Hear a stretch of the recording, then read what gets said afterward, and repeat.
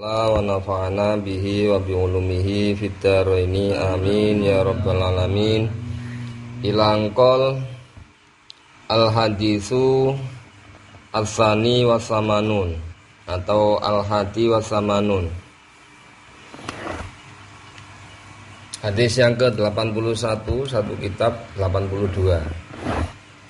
Warwiya an Jabirin radhiyallahu anhu annahu qala Rasulullah sallallahu alaihi wasallam idza taghawwata ar-rajulani idza taghawwata ing dalem nalikane biabi sapa rajulani dua orang bersama falyatawara mongko becik gawe aling-aling tutupan sabakul wahidin saben-saben siji minhuma sangi rajulani an sahibihi sanging kancane kul wahid wala yatahaddasa lan aja omong-omongan sapa kul wahid fa innallaha mongko sedune Allah iku yamkutu bendoni sapa Allah ala zalika ing atase mengkono-mengkono tahaddus ala zalika ing atase mengkono-mengkono tahaddus omong-omongan. Bismillahirrahmanirrahim. Makna yang diambil dari hadis ini, Islam adalah agama yang penuh dengan sifat malu dan muru'ah. Bahkan merupakan agama kehidupan masyarakat yang sangat agung. Karena itu syarak melarang pembukaan aurat, melihat aurat dan mengganggu dengan itu bil ijtima' halati halata qadail hajat. BAB bareng-bareng di tempat yang sama. Jejer njuk ndelok pistolmu sepiro. Kata-katane ar-rajulani ini hanya sekedar tamsil, mencontohkan dua orang laki-laki. Artinya apa? Pokoknya dua orang yang BAB, baik laki ataupun perempuan, sejenis atau lain jenis. Ya. Baik itu dengan suami istri ataupun dengan orang lain. Loh, Kanjeng Nabi lak tahu sih mandi bareng-bareng.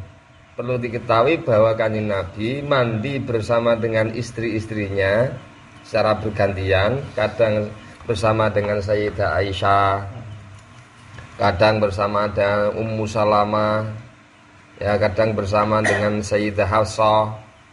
Itu Sayyidah Aisyah menceritakan bahwa ma ra'aitu minhu wa la ra'a minni.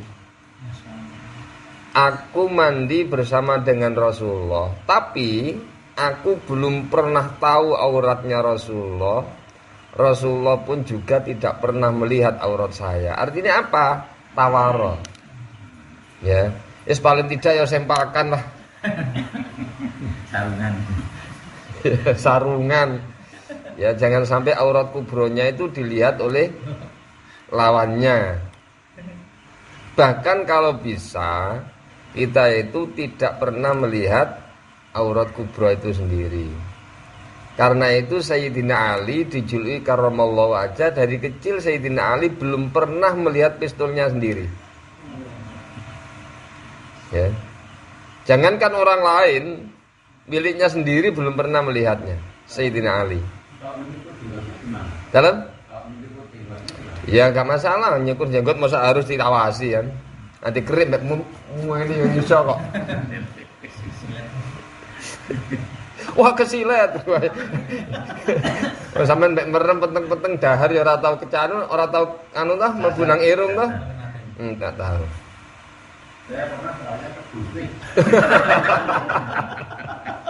Ya hati-hati. Hati-hati. Rasanya kurang tajam.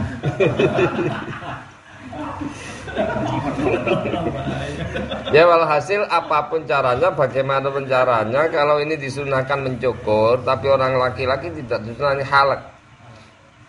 Ya tidak sunahkan ya gak apa-apa sih dihalak, tidak sunah dijabuti ya. Kalau perempuan dijabut, kalau laki-laki dikerik atau ya digunting. Tapi ya hati-hati.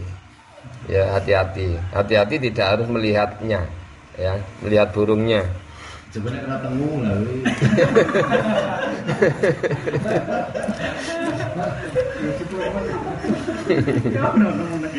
Nanti walhasil syara itu sangatlah agama Islam itu penuh dengan rasa malu. Karena itu ketika BAB bersama ojo sampai jejer kalau memang tidak memakai satir. Ya. Dan ketika itu jangan pernah berbicara satu sama lain. Upamane jejer wis nganggo satir, ojo omong-omongan. Ya. Itu. Fa innallaha yamkutu, karena Allah membenci itu.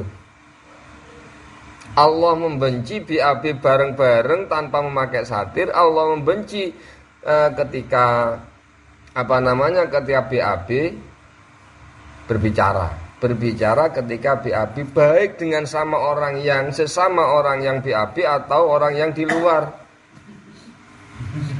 Pas ngeden-ngeden takoni. Bayangannya kan jorok itu kan. Loh, sampai hal yang seperti itu aja diatur oleh syara, oleh agama Islam. Gitu. Kemudian falyatawara kullu wahidin minhuma an sahibihi wala yatahaddatsa, jangan saling berbicara. Fa innallaha yamkutu dzalik, karena Allah membenci hal itu. Walhasil fikih yang bisa diambil dari hadis ini, satu, mengatakan kata rajul, orang laki-laki ini hanya sekedar taglib, mencontohkan saja tamtsil. Hukum antara laki perempuan sama. Perempuan 2 atau laki-laki 2 atau 3 atau 10 bareng jewer kontes BAB. Ya. Sama saja. Hanya sekedar taglib biasanya wong loro. Lanang wedok padha wae, campur yo tambah nemen. Ya, situ. Kemudian yang kedua, wajibnya menutup aurat. Ya, wajibnya menutup aurat dari orang lain. Jadi nek umpamane BAB bareng ya piye carane ketutupan ora disawang kancane. Yang kedua, wajib menutup aurat. Kemudian haramnya, ya, ada yang mengatakan haram, ada yang mengatakan makruh. Makruhnya berbicara saat BAB, dan lebih makruh lagi ketika ngeden. Lagi ngeden ngomong, sehingga orang di luar akan tahu bahwa dia itu lagi ngeden. Dari suaranya kan kelihatan itu. Sehingga orang yang di luar membayangkan ngedeni. Wong kabeh tau nglakoni. Sampai hal yang seperti itu diatur. Lah haramnya itu, hukum haram atau hukum makruh, khilaf di antara ulama, itu diambil dari maktullah. Fa innallaha yamkutu, Allah membenci. Ya, hal yang semacam itu. Dari kata-kata membenci ini ada yang mengatakan makruh, larangan tapi tidak keras, hukumnya makruh. Kemudian ada yang mengatakan larangan keras, hukumnya haram.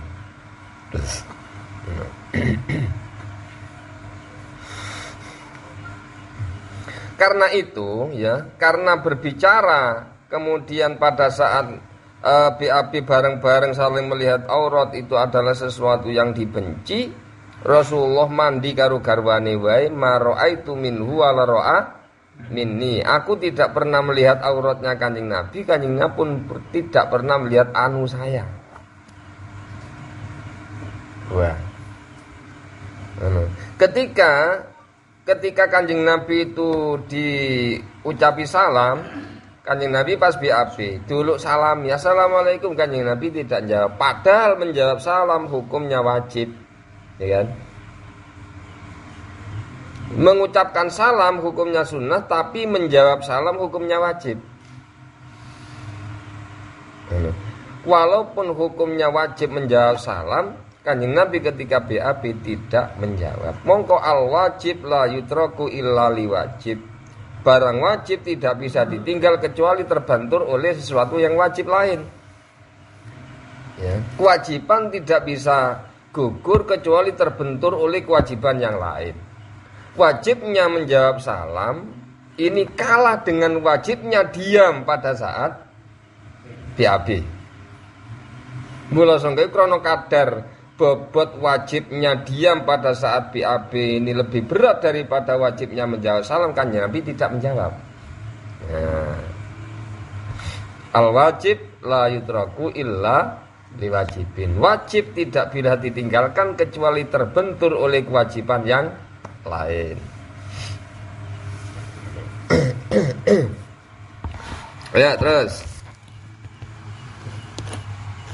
Bismillahirrahmanirrahim. Al-hadisu asalis wasamanun atau asani wasamanun 82 atau 83. Waruya Nabi Qatadah radhiyallahu anhu annahu qala Rasulullah sallallahu alaihi wasallam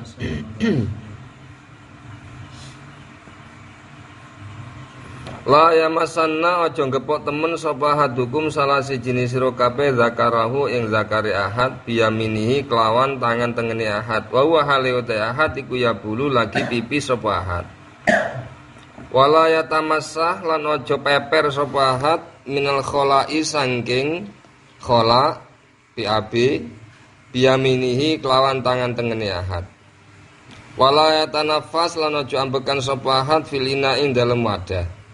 Utawi hadal hadis iku muttafaqun dan sepakati apa alaihi hadis. Wallahu ta'ala fadhi hadis iku li muslimin kedune Imam Muslim.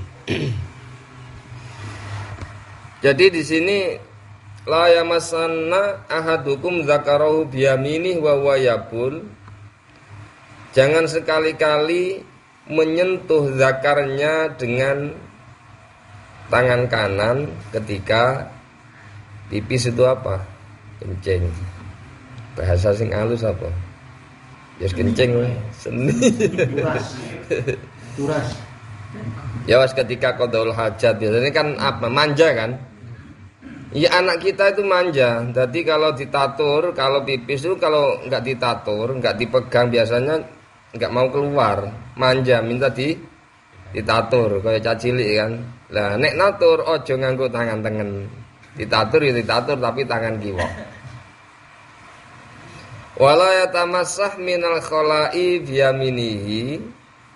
Jangan peper, jangan wawi. Ya, jangan cebok dengan memakai tangan kanan. Mengusap kotorannya dengan menggunakan tangan kanan. Baik itu peper ataupun lainnya sama saja. Sing digawe ngecur tangan kanan, sing digawe ngosoki tangan kiri. Wala yatanaffas fil ina'i, jangan pernah bernafas di dalam wadah. Wala yatanaffas fil ina'i, jangan bernafas pada bejana. Walhasil di sini ada 3 larangan ya dari Rasulullah.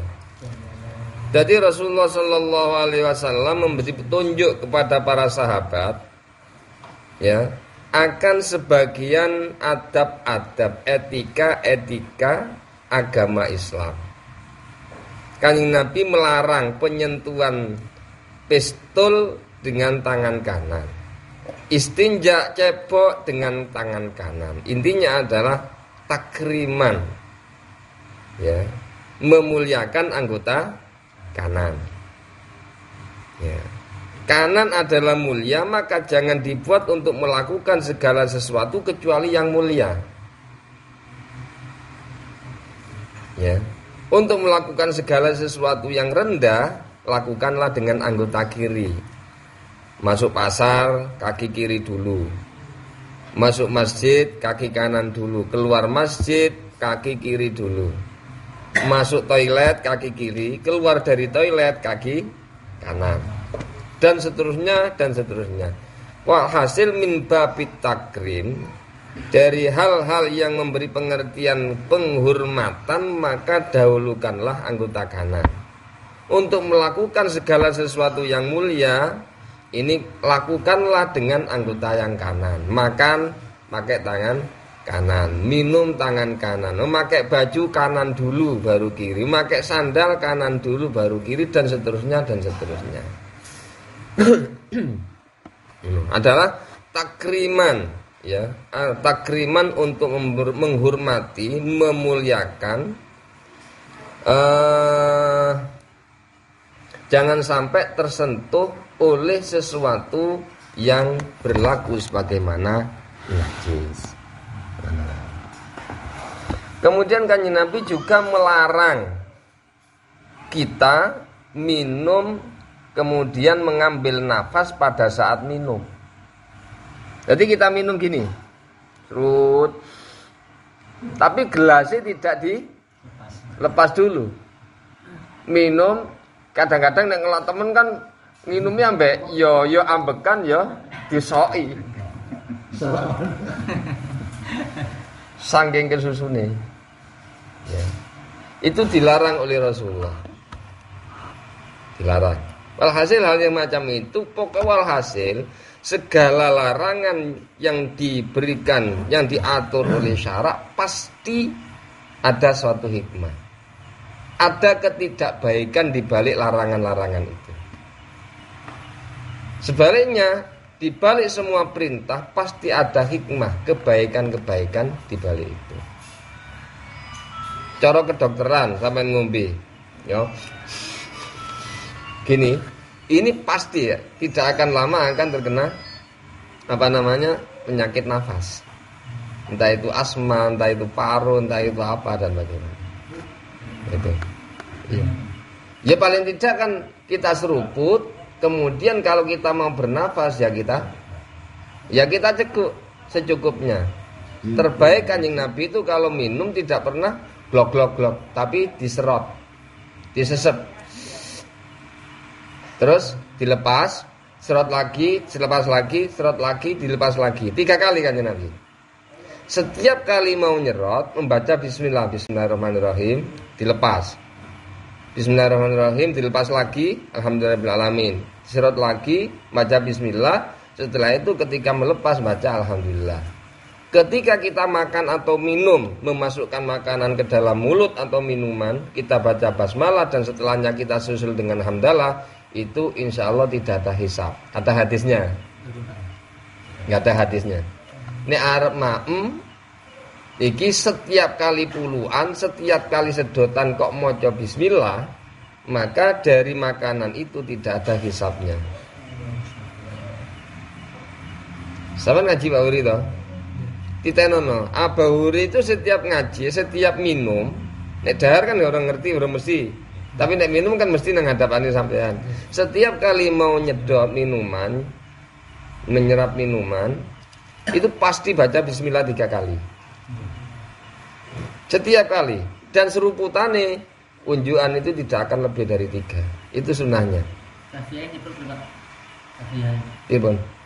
Ya disedot biasa toh. Ya diserot, orang glok-glok ini ora. Disesep. Nah, disesep. Mobil wong santai ra ngelak. Kalau kita dahaga, minumnya dengan cara disesep seperti itu, 1 gelas sudah sangat puas. Tapi kalau glek-glek apalagi sambil berdiri, itu 2 gelas belum tentu hilang dahaganya. Disok kan kayak peralon ngono kan. Bahasa Inggrisnya glek. Nah gitu. Tadi sampai segitu syarat dalam mengatur kita.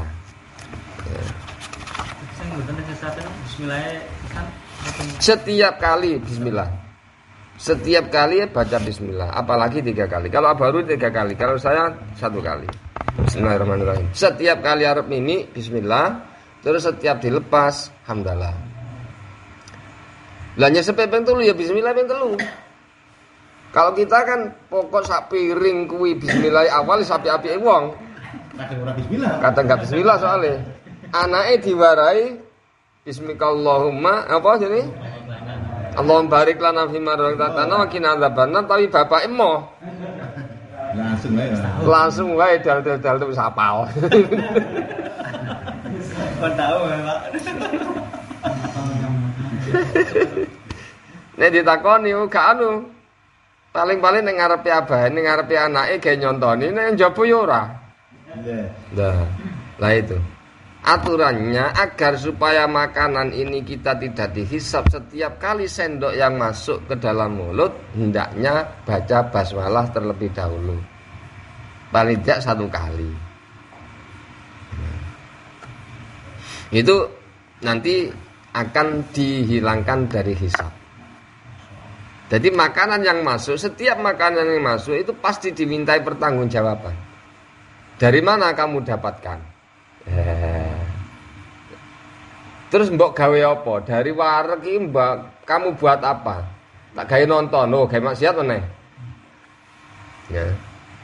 Dari setiap makanan ini 1 puluhan ditakoni. Kamu dapat dari mana rezeki untuk buat beli makan itu? Kemudian setelah kamu makan kamu jadi kuat, kamu gunakan apa itu? Kan jawab, penungso kan iso lambene gak ono anune kan? Gak ono belunge. Sehingga lancar dalam menjawab. Tapi akhirnya karena lisan ini di dunia itu tempat berdusta, di akhirat pun juga ngapusi malaikat. Malaikatnya ndak benar itu gini tulisannya seperti ini. Ah, goblok nih malaikat. Akhirnya al yauma nakhtimu ala afwahim, pada hari ini nakhtimu aku kunci ala afwahim, mulut-mulut mereka, wa tukallimuna aidihim, yang melaporan aidihim tangan mereka, wa arjuluhum kaki mereka. Oh iya, gak iso ngapusi. Bon. Balik nang ngene bahasan.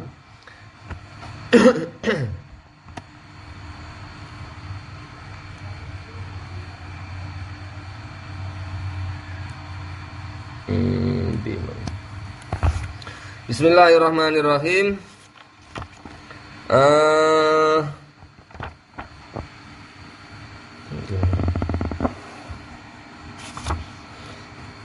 Fikih yang bisa diambil adalah etika masuk WC.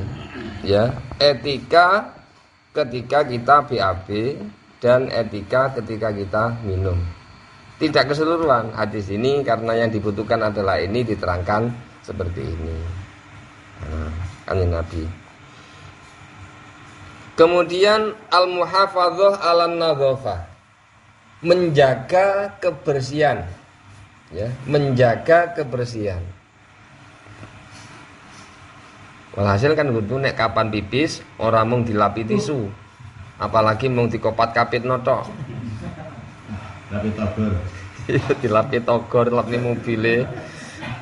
Ya biasanya kan kopada sopir kopada itu kok nang pinggire sopir nang pojokan kok diepet-epet nang ngono kan. Wah najis kabeh piye iki. Menjaga kebersihan. Kemudian fadlul yamin wa takrimuha. Ya, kelebihan anggota kanan. Khususnya tangan. Wa matakrimuha, memuliakannya, an masima fihi adan, untuk menyentuh segala sesuatu yang kotor, yang najis. Soalnya apa? Ketika seperti itu kadang-kadang ya iki mang gawe wawi, gawe cebok, terus gawe mangan. Nah, rasane kepiye? Ya walaupun sudah bersih. Ya kan, sudah bersih. Tapi kan kebayang gawe ndulang mulut ngisor ya kuwi, gawe ndulang mulut dhuwur ya kuwi. Ya nek orang barat dibalik kayane ya. Nek mangan nggo kanan kiri, nek cebok mungkin kanan mungkin. Utawa gak cebok, ora ngerti. Nek ora bebas selera tinggi ya. Ora ganggu. Kemudian masyru'iyatu tanafus kharijal ina halat asyurbi salasan. Ya. Disyariatkannya bernafas di luar wadah sebanyak 3 kali. Seruput, sak seruputan leren. Ambekono sik. Ojo bareng-bareng. Seruput terus ambekan nang kene, baru nyeruput maneh, ambekan meneh, seruput meneh, engko gak suwe kena penyakit nafas itu kalau langganan seperti itu. Jadi kita minum, kemudian kita bernafas. Ketika kita bernafas jangan wadahnya itu di sini. Di sini kan juga ada racun apa? CO2 yang dikeluarkan itu kan. Nah, yuk diombe maneh. Gitu kan. Itu biasanya akan terkena penyakit nafas, sesak nafas nantinya itu. Nah, hendaknya diseruput terus didukke. Ambekan sik ping 3 nyeruput meneh. Ambekan meneh, nyeruput meneh. Setiap seruputan mien bacalah bismillah. Ya paling tidak sekali lah. Nek lengkap ya gak apa-apa bismillahirrahmanirrahim. Gak lengkap bismillah tok wis lumayan. Ya, sudah sangat bagus. Gitu. Dalam satu hadis kan gitu, al-kubat minal ab. Penyakit sesak nafas itu disebabkan oleh ab, ngokop, klok ambekan wis ngene ya.